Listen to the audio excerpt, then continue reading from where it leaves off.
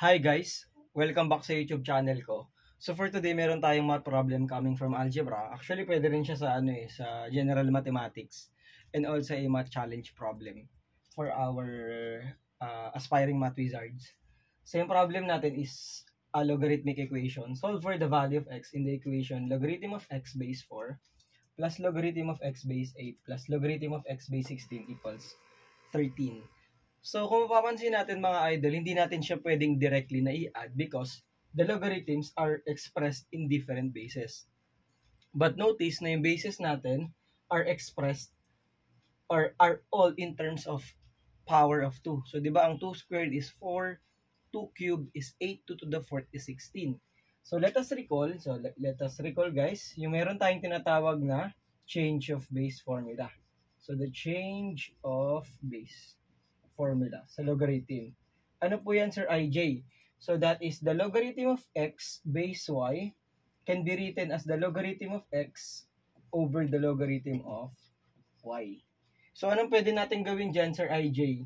So for this part, we can express this as the logarithm of x over the logarithm of 4 plus the logarithm of x over the logarithm of 8 plus the logarithm of x over the logarithm of 16 equals 13. Okay? Tapos yung mga nasa ilalim natin, denominator, pwede natin siyang i-express as a power of 2.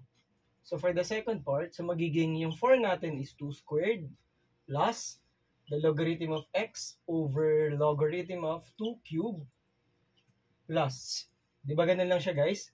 Logarithm of x over the logarithm of 2 to the 4th equals 13.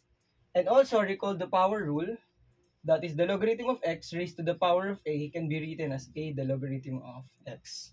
So we can bring down the exponents dun sa denominators natin.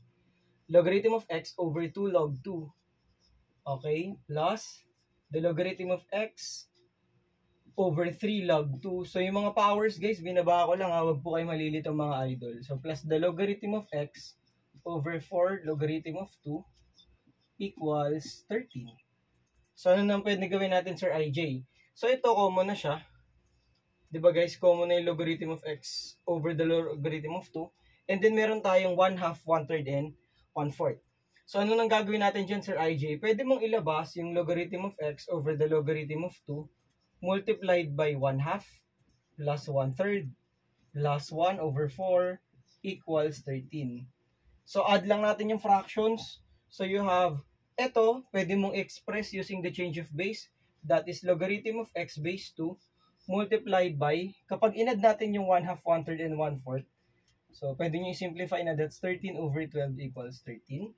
And then multiply both sides by 12 over 13 para mawala to guys. So that's 13 multiplied by 12 over 13, which is 12. And then applying the exponent, kumbaga pag change ng logarithm to exponent, that is x equals 2 raised to the 12 power, or that is 4,096. So yun ay magiging value ng x natin. Ang ginamit lang nating property is the change of base because we all know that the bases are all powers of 2. And the rest is history. So yun ay guys.